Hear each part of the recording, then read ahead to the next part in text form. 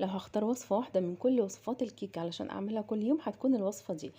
كيكة هشة ومرتفعة ولونها فاتح وطعمها لذيذ جدا وهتنجح معاكي ان شاء الله من اول مرة. وكمان مش محتاجين مضرب، هنحضرها كلها في الخلاط. يلا بينا نبدأ على طول. وهنجهز الاول المكونات الجافة. وهنحتاج لكوبايتين من الدقيق الابيض، عليهم معلقتين من النشا ورشة ملح وباكو من البيكنج باودر. وهندخل كل المكونات الجافة دي في المصفى. والنشا مكون اساسي في الكيك، ما بستغناش عنه ابدا، بيديله هشاشه ولون فاتح وبيخليه بالظبط كانه كيك اسفنجي. هنقلب المكونات الجافه وهنركنها على جنب.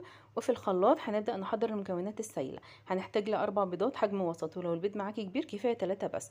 عليهم كوبايه واحده من السكر ونقطتين من الفانيليا. مش هكتر علشان بعد كده هزود نوع تاني من الفانيليا.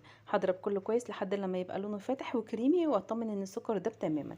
بعد كده هزود كوبايه الا ربع من الزيت، عليهم معلقه واحده بس من السمنه. المقدار كله زيت ومعلقه واحده بس من السمنه، وحطيتها بلدي بتدي غناوه كده للكيك وطعم لذيذ وكانها كلها معموله بسمنه بلدي. كمان زودت معلقه من الخل الابيض بس للاسف ما تصورتش، والخل هنا يعتبر محسن طبيعي للكيك. بضرب كويس لحد ما كله يختلط، وبعد كده بزود المكونات السائله على المكونات الجافه اللي حضرناها في الاول، وبمضرب سلكي بقلب في اتجاه واحد. وهلاحظ هنا ان الخليط تقيل. اخر حاجه بزودها نص كوبايه بس من اللبن ويكون مغلي.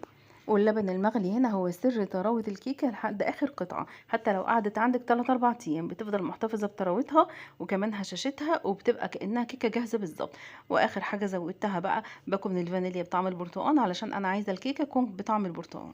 طبعا دي اختياري، ممكن نستغنى عنها. مجهزة صينية مقاس 28، دهنها دهنة سمنة ومبطناها بالدقيق. بصب فيها الخليط وبمشي كده بخلة وبخبطها خبطتين على الرخامة علشان أطلع أي فقاعات هوا زيادة.